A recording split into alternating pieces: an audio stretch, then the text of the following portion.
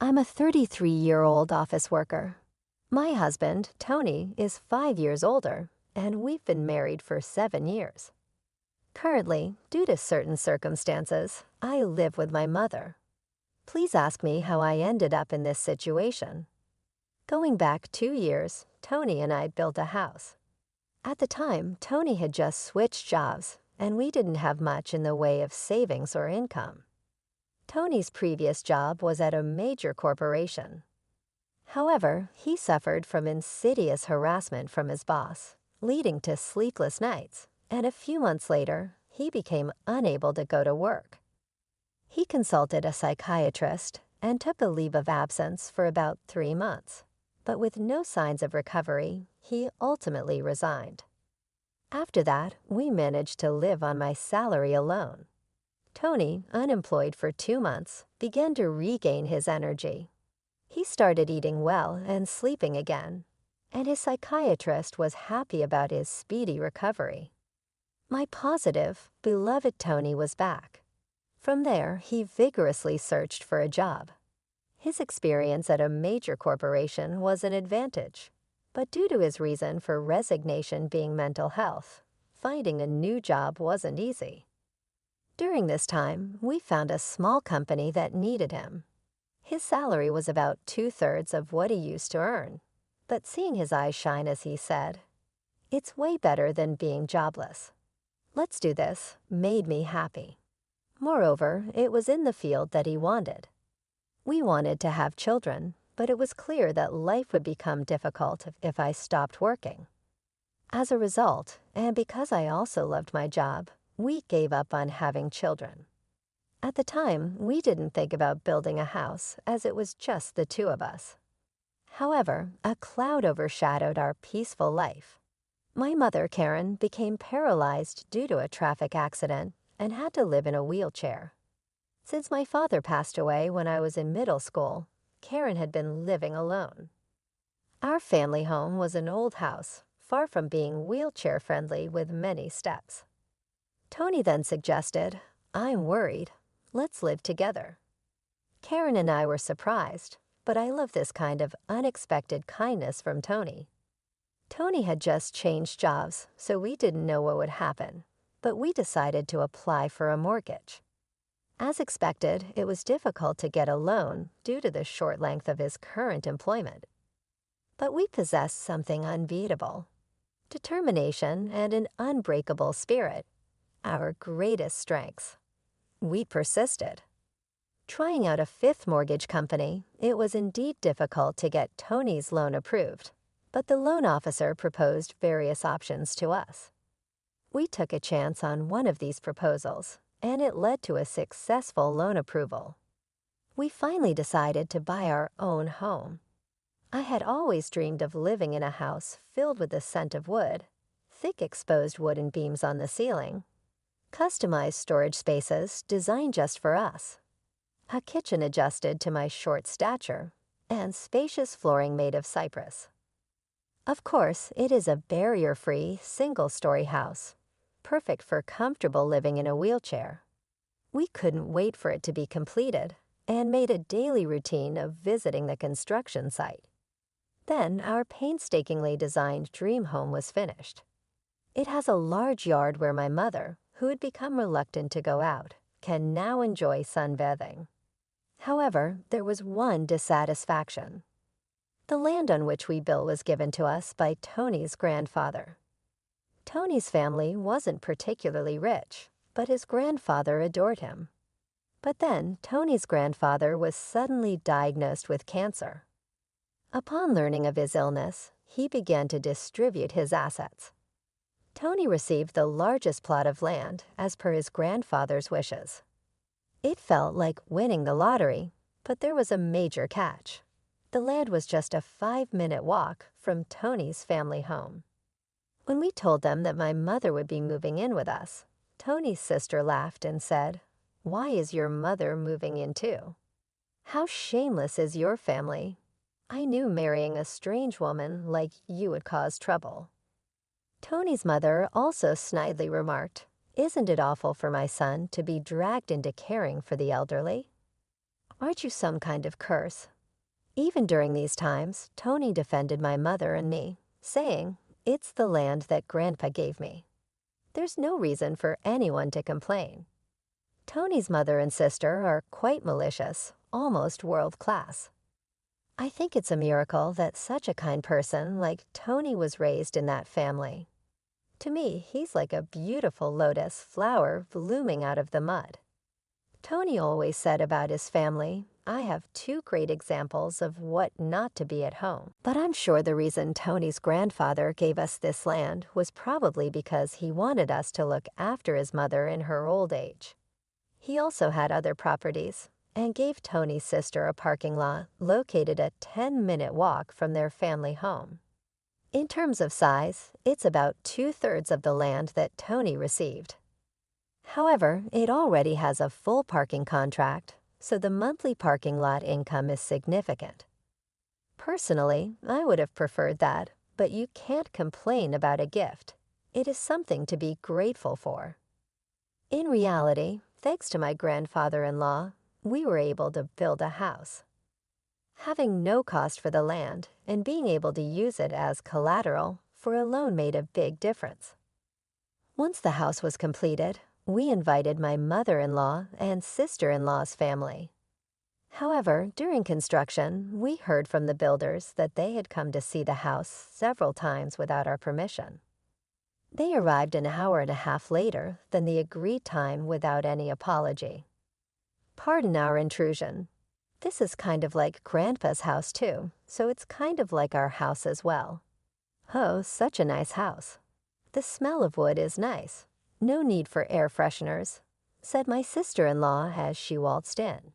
Even though her shoes were muddy because of the rain, she didn't mind at all and went straight into our newly built house. Her husband also walked around in muddy shoes, ignoring the slippers we had prepared. When I urged, "We have slippers available if you'd like to wear them," my sister-in-law laughed and replied, "It's such a hassle. You can just wipe the floor."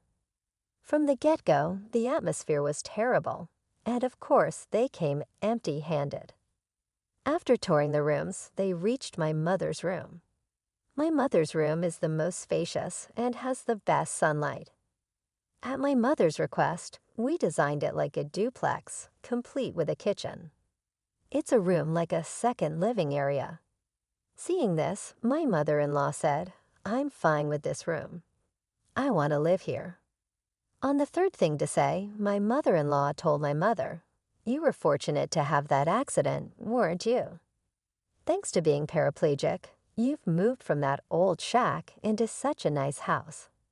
Isn't it a turn of fortune?" My mother said nothing, but she looked so sad. Inside, I was boiling over with anger. But before I could respond, Tony spoke up. "What did you just say?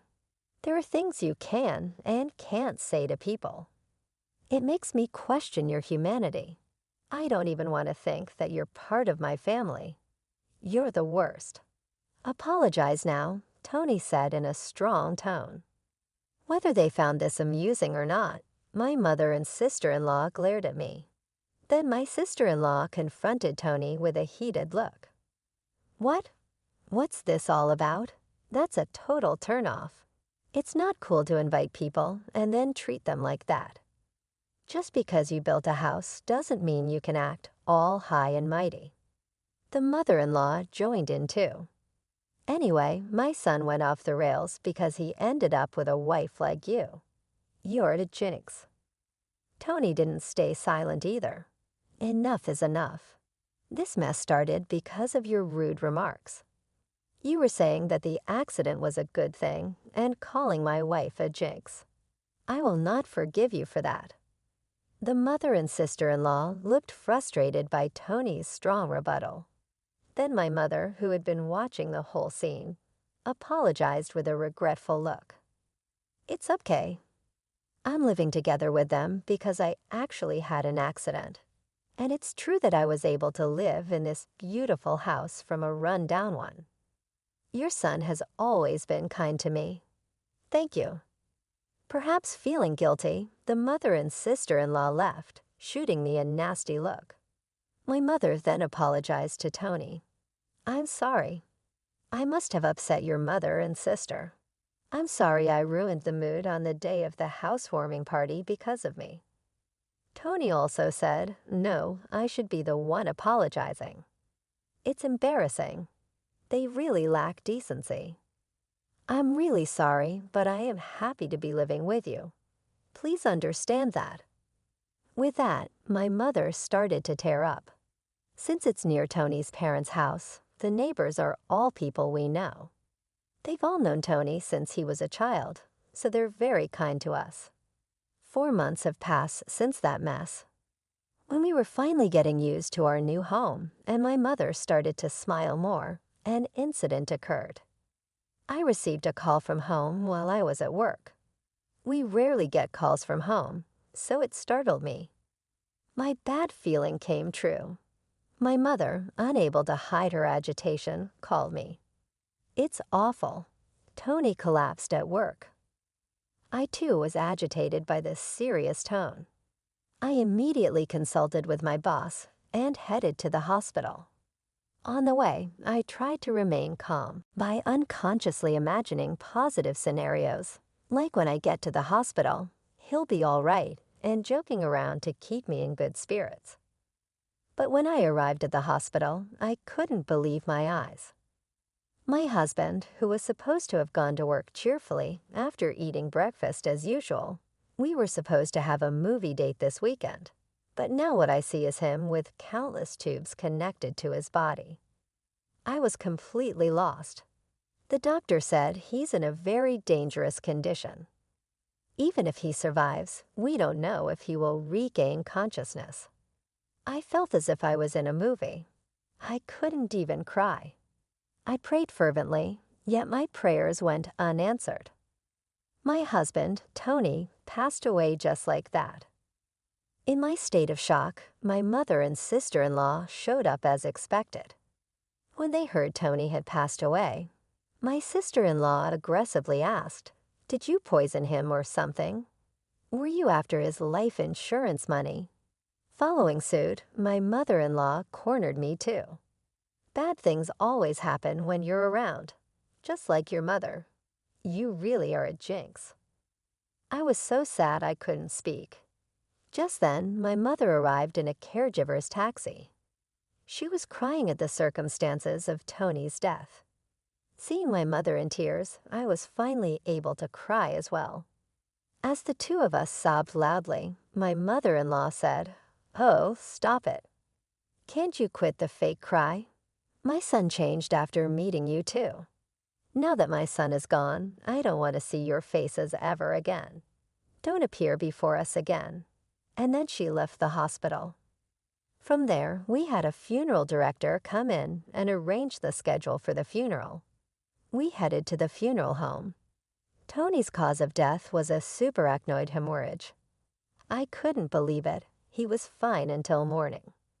When I informed my mother-in-law about the funeral schedule, she replied unexpectedly, "He's always sided with you too, so I won't attend the funeral.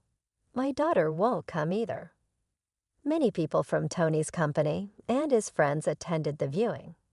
However, neither my mother-in-law nor my sister-in-law and her husband were present. It's unbelievable, but maybe that's just the kind of people they were. Many people attended the funeral too, and I could tell that Tony was loved by many. There were many who shed tears for his untimely death. I was glad to spend the whole day with those who sincerely missed my husband. I had received an email from my mother-in-law after Tony's death, but its content was inappropriate, so I didn't reply. The email was asking about the amount of life insurance money. She kept emailing because I hadn't replied and eventually said, "I have a right to receive it." I wasn't in a position to deal with it, so I ignored it. When we arrived at our house, I saw a light seeping out of a room. My mother, Karen, looked puzzled and said, "That's strange. I thought we turned off all the lights."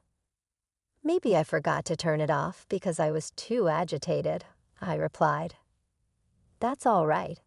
It's only natural to be upset given the situation. I said, unlocking the door to our house. Sure enough, we could hear the sound of a TV coming from inside. Definitely weird. My mom and I exchanged glances, then fearfully entered the room. There sitting in the room were my sister-in-law and her husband. "What are you doing?" I was so surprised that I couldn't even raise my voice. The living room was filled with unfamiliar furniture in boxes. We had absolutely no clue what was happening. My sister-in-law then said, "Why did you just barge in here?" "Well, it's your first time, so I'll let you off the hook. We're taking this house. We sold your stuff, so leave." My mother and I were utterly stunned. We had no idea what was going on. When I asked, where did our stuff and furniture go, she nonchalantly replied, "We had a resale company come today, and they took everything." "You had some pretty good furniture. We got a good price for it. We bought this furniture with that money. Who wants furniture that a dead person used? It's bad luck, isn't it? I'm the type to care about such things. Your stuff is packed in these boxes. I don't know if you're minimalists or just poor, but it was a relief that you had so few things." The furniture was carefully chosen by my husband. I absolutely couldn't forgive them. My mom was also furious, her face turning beet red, but she was too shocked to reply. I immediately called the resale company. After explaining the situation, they agreed to treat the items as stolen and return them. Honestly, now that my husband is gone, I want nothing to do with his family. But I do feel a desire to stay in the house filled with memories of him. As I was struggling with these feelings, my mother said to me in a voice only I could hear, "What do you think Tony would say if he were here now?" "Maybe he'd say we should leave." I'm sure that's true. Tony always used to say, "It's worth spending time with people who understand you. But there are also people who just won't get it, no matter how much you explain. It's a waste of time dealing with those low-level aliens." He was, in fact, talking about his mother and sister. I can see it clearly now. If we continue to live here, his family and relatives will keep interfering. I impulsively signed a lease on an accessible apartment. My mother was taken aback by my decisiveness. I asked the resale company to keep the furniture for a few days, and it was moved to the new apartment 3 days later. In exchange for moving out, I made the mother and sister-in-law promise to cut ties with us. And so, a new life began with just my mother and me in the apartment. It seems that Tony has so many life insurance policies, it was almost obsessive. Tony often joked, always with a smile, "When I die, you guys will be rich." True to his word, my husband left my mother and me enough money to be comfortable for the rest of our lives. He was unable to secure a mortgage when we bought the house, so being an employee at a major corporation, I purchased the house under my name. I ensured that even if something happened to Tony first, I certainly wasn't stupid enough to continue paying a mortgage for a house I wouldn't live in. Under the original contract, the house would be auctioned off if the mortgage wasn't paid for 3 months. In the hustle and bustle of life, 3 months passed in a flash. Then I received a barrage of calls from my sister-in-law Jessica with astounding fury. My call history was filled with Jessica and my mother-in-law Linda. What the heck? This is seriously scary. It sounds like something out of a horror movie. I thought it was a little horror movie. Since they were being incredibly persistent, I picked up the phone only to find out they were furious that the house was being sold. Apparently, when they returned home, they were unable to get in, and there was a seizure notice. Jessica and her husband moved out of the apartment they had been living in since Tony passed away, and Jessica had also quit her job. I suggested that they move back into their parents' house since they were panicking about suddenly being homeless. To my surprise, Linda had become so involved in gambling that she couldn't keep up and had sold her own house. It seems they had been living together for the past 2 months. From what I hear, they even sold their primary source of income, a parking lot in front of the train station, a long time ago. Now, Linda and Jessica's family are completely homeless. When Linda said, "I'm sorry for everything. Let's get along. Can you lend me some money, please?" I replied, "I think it's best if you stay away since I'm a jinx. We're strangers now that we've severed ties." Linda fell silent after mumbling a weak, odd. In my mind, I was laughing, thinking, who's the real bad luck charm here? Then when I said, "I won't lend you a single cent," Jessica, who had been listening to the conversation next to Linda, shouted, "You devil. Bring us the money right now." I am a devil and bad luck, so I'm going to hang up now.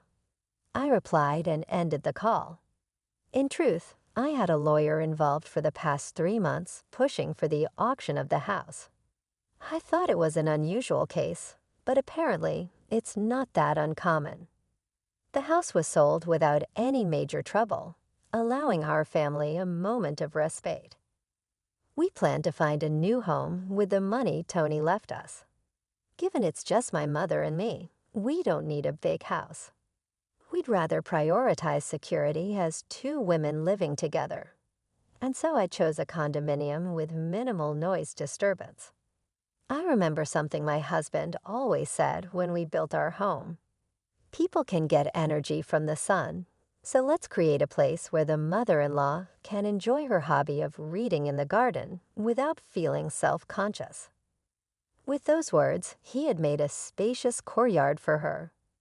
So I looked for a condo with a large balcony where she could enjoy her coffee and read. It's smaller than our previous home, but the room is spacious enough to house the furniture my husband proudly chose. The piece of land that was gifted to us by Tony's grandfather was expansive, and the house sold for more than expected. With that money, I bought a rather luxurious condominium. The security is top-notch, so my worrywart husband would surely rest easy. I heard rumors about my in-laws' family. Our old neighbors were worried about my sister-in-law's family suddenly moving in. My mother-in-law and sister-in-law's family were left homeless. They even tried to borrow money from neighbors. In the end, they couldn't borrow anything and ended up living in public housing after consulting with the community.